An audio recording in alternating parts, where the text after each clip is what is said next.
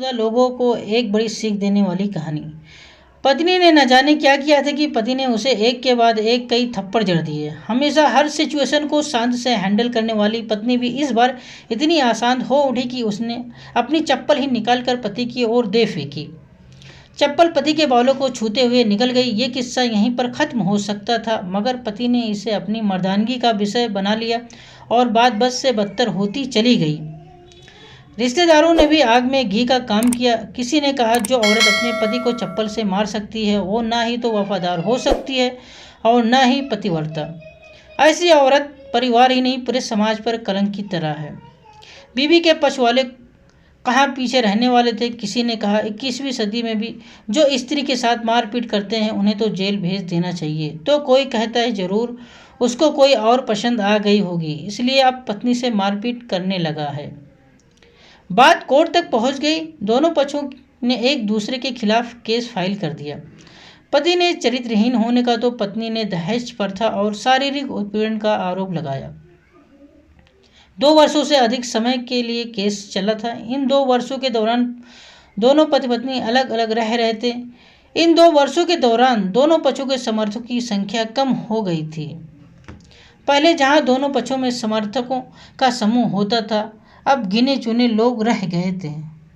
पति और पत्नी दोनों की आर्थिक स्थिति भी इस समय के दौरान नीचे गिर चुकी थी, जिन्हें वह अपना शुभ चिंतक समझ रहे थे। पैसों की बात आते ही उन्होंने भी अपना पलड़ा झाड़ लिया था। अगर कोई देने को राजी भी हुआ तो मोटे ब्याज की शर्त पर। आखिरकार वही हुआ जो सब चाहते थे, डाइवोर्स। हर कोई खुश था, दोनों पक्षों के रिश्तेदार, उनके माता पिता और दोनों के वकील। लेकिन 5 साल की सुखद शादी और एक सुंदर बेटी होने के बाद मिले इस डाइवोर्स से पत्नी मूक थी और पति शांत। शायद ये इत्तेफाक ही था कि इस खुशी को मनाने के लिए दोनों पक्ष के लोग एक ही चाय की टपरी पर आमने सामने बैठे। इत्तेफाक इसलिए क्योंकि ज़्यादातर लोग जो एक दूसरे के विरोध पक्ष को सपोर्ट कर रहे थे वह एक दूसरे को अच्छे से जानते भी नहीं थे। पति पत्नी भी इन सभी से दूर एक दूसरे के सामने मेज पर बैठे। पत्नी ने पति से कहा, अब तो खुश हो गए ना, तुम्हारे मन की जो हुई है मुबारक हो, अभी तो जीत गई हो, मुझसे तलाक तो तुम्हें भी मिल गया है। पति ने कहा, कांग्रेचुलेशन टू यू टू। पत्नी ने पूछा, तलाक तो तुम जीत का प्रतीक समझते हो। पति चुप रहा। थोड़ी देर की शांति के बाद पति ने कहा, मुझे तुम्हें 5 लाख रुपये अभी और हर महीने 8,000 देने का आदेश है। अभी मेरे पास पैसे नहीं हैं, इसलिए हमारा मतलब मेरा जो सिटी में फ्लैट है उसे तुम्हारे नाम कर देता हूँ। पत्नी बोली, लेकिन उस फ्लैट की कीमत तो 18 लाख की है। पति ने कहा, हाँ लेकिन हमारी बेटी तुम्हारे साथ है और आगे जाके उसके खर्चे भी बढ़ेंगे, तुम्हें थोड़ी आसानी होगी। पत्नी बोली, नहीं नहीं, मुझे सिर्फ 5 लाख ही देना और तुम हर महीने 8,000 तो देने ही वाले हो, मैं मैनेज कर लूँगी। अगर 5 लाख नहीं है तब भी कोई बात नहीं। दोनों फिर से शांत हो गए। पति सोचने लगा, कितनी भोली और समझदार है ये औरत जो कुछ समय पहले तक मेरी पत्नी थी और अब अनजान है। ये वही है जो कम से कम खर्चे में घर चलाती और पैसे बचाकर मेरे जन्मदिन और बर्थडे पर हमेशा मेरे लिए नए कपड़े खरीद लाती थी। कभी बीमार भी हो जाती तो पैसे बचाने के लिए मुझे मालूम न होने देती और घरेलू नुस्खों से अपना इलाज कर लेती। मगर घर में कोई और बीमार होता तो तुरंत डॉक्टर के पास लेकर जाती। मेरी ही मति मारी गई थी। मैं ही अपनी झूठी मर्दानगी के चक्कर में इतनी बड़ी गलती कर बैठा। पत्नी के दिमाग में भी उथल पुथल चल रही थी। अभी भी वैसा का वैसा ही है।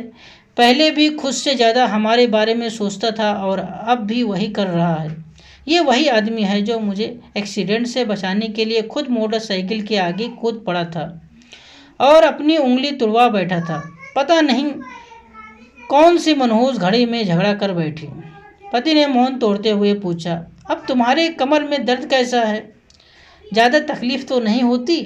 पत्नी हल्का सा मुस्कुराई और बोली, अभी भी होता है, अब तो पेट में भी क्रैम्प्स उठते हैं। वो तो होगा ही, तुम योगा या कसरत भी तो नहीं करती हो। अब किसी गायनेकोलॉजिस्ट को ज़रूर दिखा देना। पति ने कहा, पत्नी ने पूछा। तुम बताओ, तुम्हारा अस्थमा कैसा है अब? क्या आप भी दौरे पड़ते हैं? पति बोला। हाँ, पड़ते हैं, पहले से ज़्यादा, क्योंकि अक्सर इन्हेलर भूल जाया करता हूँ, याद दिलाने के लिए तुम जो नहीं हो अब। पत्नी की आंखों में आंसू आ गए और बोली, तुम्हें मेरे चरित्र पर सवाल नहीं उठाने चाहिए थे, तो ये परिस्थिति आती ही नहीं। पति बोला। हाँ, मैं जानता हूँ तुम बहुत अच्छी हो, मुझसे गलती हो गई है, बहुत बड़ी गलती, मैं लोगों के बहकावे में आ गया था। पति बोला। तुमने भी तो मुझ पर दहेज का इल्ज़ाम लगाया था। पत्नी ने कहा। गलत था, और इस बात का मुझे भी पछतावा हुआ। पति कुछ कहना चाह रहा था, लेकिन हिचकिचा रहा था। पत्नी ने पूछा, कुछ कहना चाहते हो? वो बोला, क्या सब पहले जैसा नहीं हो सकता? पत्नी बोली, क्या मतलब? पति बोला, मतलब कि हम फिर से पहले की तरह पति पत्नी बनकर, सच्चे दोस्त बनकर नहीं रह सकते। पर ये डाइवोर्स पेपर दिखाते हुए पत्नी ने कहा, फाड़ देते हैं। पति ने अपने पास रखे डाइवोर्स के पेपर फाड़ते हुए कहा। पत्नी ने भी अपने पास रखे पेपर फाड़ दिए। सभी हैरान थे, वकील, रिश्तेदार और माँ बाप। पति पत्नी दोनों एक दूसरे के हाथ में हाथ पकड़े अपने घर की तरफ चले गए। दोस्तों, ये कहानी उन हर पति पत्नी के लिए बड़ी सीख है जो छोटी छोटी बातों पर लड़ते हैं और इन झगड़ों को बड़ा बना के अलग होने का डिसीजन लेते हैं। प्यार और झगड़ा तो एक सिक्के के दो पहलुओं की तरह हैं, दोनों को स्वीकार करना होगा, तभी ये पवित्र रिश्ता उसकी मंजिल तक पहुंच पाएगा। तो दोस्तों, हमें इस कहानी से यह प्रेरणा मिली है कि हमें किसी के बहकावे में नहीं आना चाहिए और दोनों में अंडरस्टैंडिंग होना बहुत ज़रूरी है। ये कहानी आप सबको कैसी लगी? अगर अच्छी लगी तो एक लाइक और सब्सक्राइब जरूर करिएगा। पूरी वीडियो देखने के लिए आप सबका बहुत बहुत धन्यवाद। अगर आपका कोई सवाल है तो कमेंट में ज़रूर करें।